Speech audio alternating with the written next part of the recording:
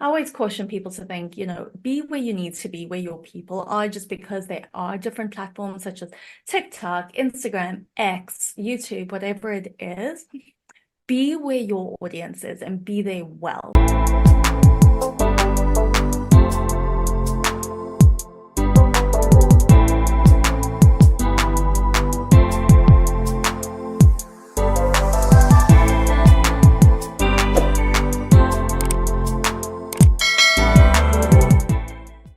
Welcome to the brndBrief podcast, where we discuss the latest trends on the business side of lifestyle and tech brands and the impact of technology on driving brand growth. This podcast is powered by Brand Method Media Group, and I'm your host, Kelly Kelly.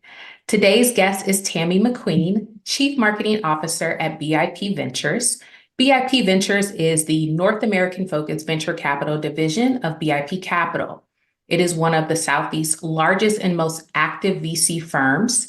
Since 2007, BIP Ventures has invested in the success of B2B software and tech-enabled service businesses at all stages of maturity. In addition to capital, they support entrepreneurs with access to infrastructure, acumen, and talent that results in category-leading companies. Welcome to the show, Tami. Kelly, thank you so much for having me today. It is a great pleasure to be here, and I can't wait for our discussion. Wonderful.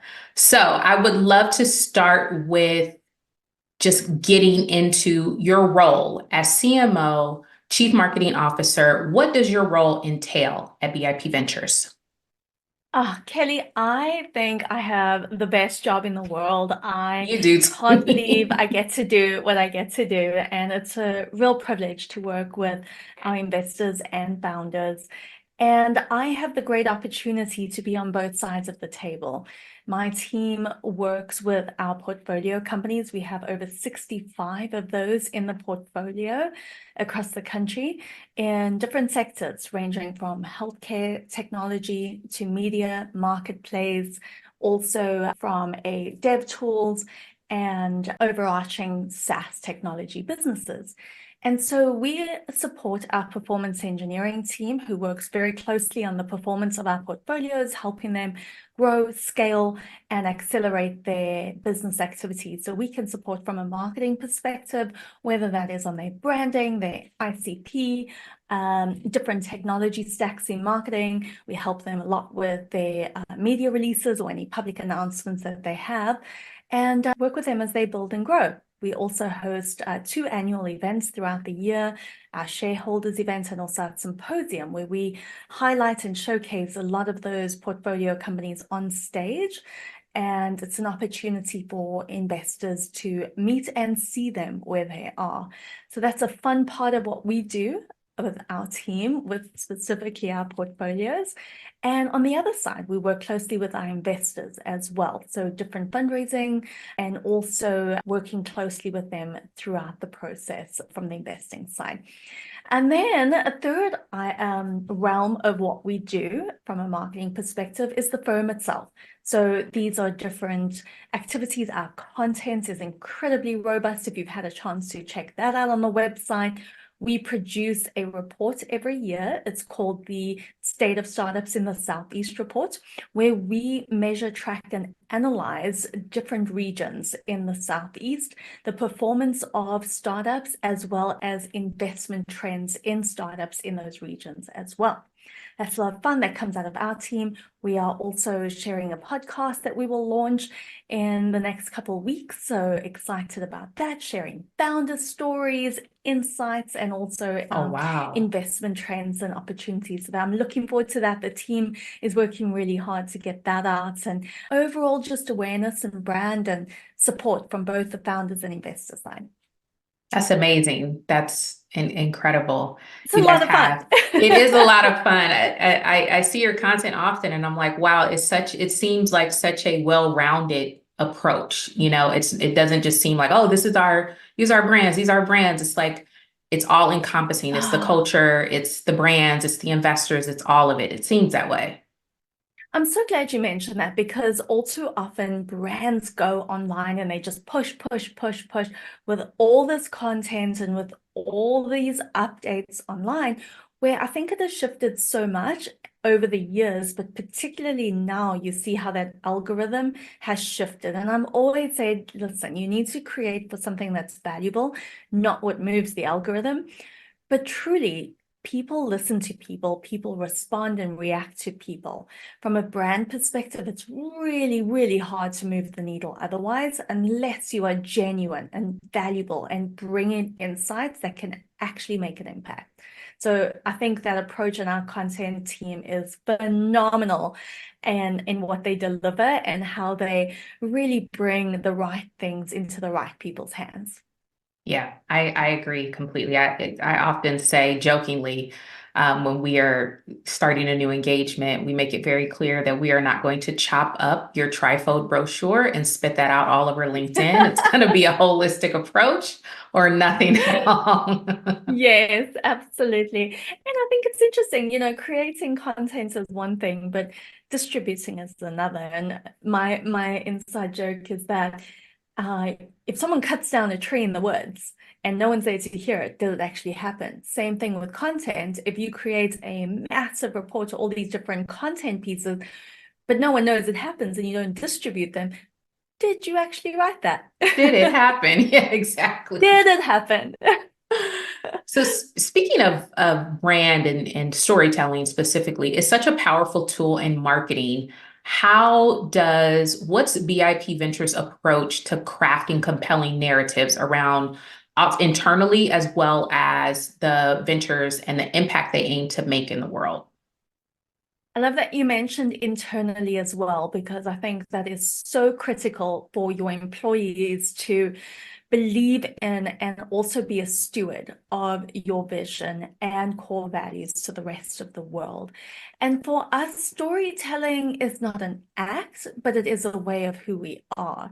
And when I think of storytelling, is us sharing our vision and being the sort of the conductor of that vision to the rest of the world. It's hard to come out with a narrative and believe in it and share it unless you truly believe in it.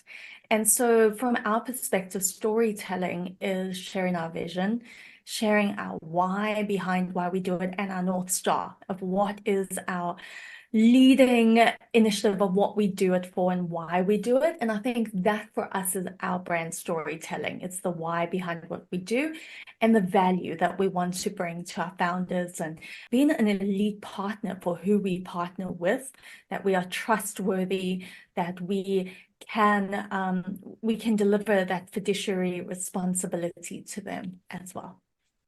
And I think I love the way you put that, because I think we're getting more now where people are taking value to some of those soft things that aren't so transactional when it comes to marketing, because there's value there. There's value in communicating your vision. There's value in building a culture, like all the soft stuff that sometimes people like to gloss over. And it's like, no, just sell our stuff. And it's like, well, wait a minute. Like you said, it's still people doing business with people. So there has to be some sort of integration into who you are. Yes, I know you started a business to make money, but what else? What is the culture of the company? What are your core values? All that stuff I feel like is coming more to the surface now. And I think it's incredible to watch. It has to, especially with such a competitive ecosystem and a job market that has shifted so much. People want so much more out of what they do because we spend such a large part of our time here. And to know that we make an impact and that we're not just a cog in the whole system.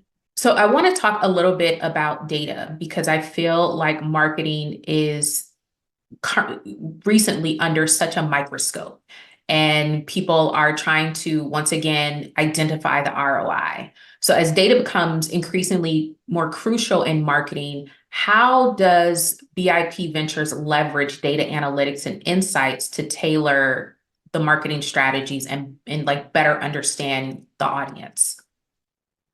So BIP Ventures is an incredibly focused, tech-enabled, and data-driven organization. Our internal technology team powers a lot of these insights in our data collection, our data insight, and also our operations on our team. From a marketing perspective, we track and measure everything that we do. Marketing is often that gray area. We live in the gray quite a bit, and it's hard. And I think that's why it's come under fire, as you mentioned, because it's tough to quantify brand and, oh, they know about us. And I think there's so much more that needs to be tied into that to make an impact and to show value and to show revenue generation, or to show impact from portfolio growth or investor impact, or whatever that may be. So from our perspective, we leverage a platform where we share all our data, and I share this with our management team on a weekly basis, and it is accessible and transparent to anyone who wants to be within the organization. The metrics that we track include everything from data from Google Analytics. This is how many website views, bounce rates, page views that are being tracked, top 10, what's moving, what's not, blog content, what's working, what's not. We also use Google Console, so that helps us understand what we're showing up for when people search for us. What is bringing them to the site, what's keeping them there, and also what's necessary for our target audiences. We also measure everything in HubSpot. So we measure email sent, open rates, click-through rates, list growth, everything to that end. We also measure social media. From an investor perspective, it is a vanity metric for us. I think it is not indicative of great value that we give to our founders. It's indicative of a source of authority we are in the industry versus the truth. So I always caution people to think, be where you need to be, where your people are, just because there are different platforms such as TikTok, Instagram, X, YouTube, whatever it is. Be where your audience is and be there well. So for us, we measure that. We really focus on LinkedIn in terms of our metrics and our analytics. And then we bring in also different areas from top of the funnel insights that we are working toward, different drip campaigns that we're running. And so we have everything on a dashboard, auto generates every week, and we analyze and adapt to based on what is performing and what's not. Yeah, I'm glad you brought that up. It's an integrated approach. It's not just one thing. I think often people hear certain sound bites or hot takes. So, one email, for every email you send, you should be getting 7 times ROI. Okay, well, there's a whole lot going on behind just the email. Like there's a lot happening in the background to actually get the sale. Even with social. Yeah, people are like, oh, I need a social media manager and I expect to get this in 30. And it's like, well, wait a minute, is the back end together? Do you have all these things working cohesively to nurture an actual person, or are you expecting one LinkedIn post to sell you out? I agree. Now, there are businesses that can do that, not many. However, I think what people misunderstand or uncertain about from a marketing perspective is marketing is your umbrella. If you envision your umbrella, and underneath that you have social media, PR, event marketing, and SEO and everything else. You can't just say, oh, I need a PR campaign and expect it to work. So I caution people when they say, oh, I need a PR person or I need a social media manager, as you said, how is your infrastructure going to now support that? And that's what's important. What do we have set up on the back end to make that worth it? Yes, exactly. Yeah. And that's what's important. And rather have a few things working than everything under this umbrella and go from there. Yeah. So from the research that we've done on BIP Ventures, and of course, from knowing you through the industry for so many years, I know that relationships are super important as a culture to the company, I imagine. How do you guys foster the relationships within the community? And how do you see this progressing as we get more into the age of AI and everything being so hands off? Yeah, so I'm glad you brought up AI because it's a hot topic and it might be the white elephant in so many marketing rooms right now. And I'll say this, that AI is not going to be replacing humans.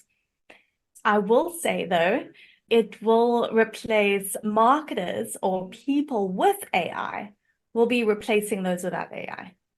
So it always comes down to the people, no matter what. And it's so important to really focus on that culture. It's the number one thing in an organization you have complete control over and you can influence. So in a community, I think it's challenging, especially as we've emerged out of several years of lockdown, that being able to emerge and build these communities is so important. So these micro communities is exceptionally important. It doesn't necessarily have to be a massive event that you're attending, but what are some areas where you can gather 2, 3, 10 people over time speaking about one specific topic and let that grow over time? I don't think we always think it's either this or that or all or nothing, but it's really important to get back to those communities and to start sharing, whether it is just one-on-one to start off with and have someone else come into that circle and build circles that way. Internally, I think the biggest stressor on an organization is growing too quickly and not fostering those community within the organization. So going from 1 to 10 employees to then 50 employees is one thing, but once you get to 100 employees, it is an entirely different organization. And building those sub-communities, not cliques, very clear. It's important to build these sub-communities within your organization. Sub-communities then are for not necessarily about the organization itself, but within their interest. So maybe it is a tennis group or an AI interest group, and that could essentially bring people together across different teams, maybe into interests that you learn something more about someone you necessarily would not have had the opportunity. Before we wrap, is there anything on the horizon that you're excited about with BIP Ventures this year or in the next few years? Yeah, I'm excited about the team that's growing. I'm excited about the founders and the portfolio companies that are doing exceptionally well in the portfolio and solving really life-changing, tangible problems in the world. I think that's really important. And also working closely with these founders and also our investors in a very meaningful way. Amazing. Well, that's going to wrap our show today. Thank you to our incredible guest, Tami McQueen, Chief Marketing Officer at BIP Ventures. We'll have contact information for Tami and BIP Ventures in the show notes for anyone interested in getting more information or connecting. If you enjoyed today's episode, please be sure to like, subscribe, and leave a review. We'll see you in the next one.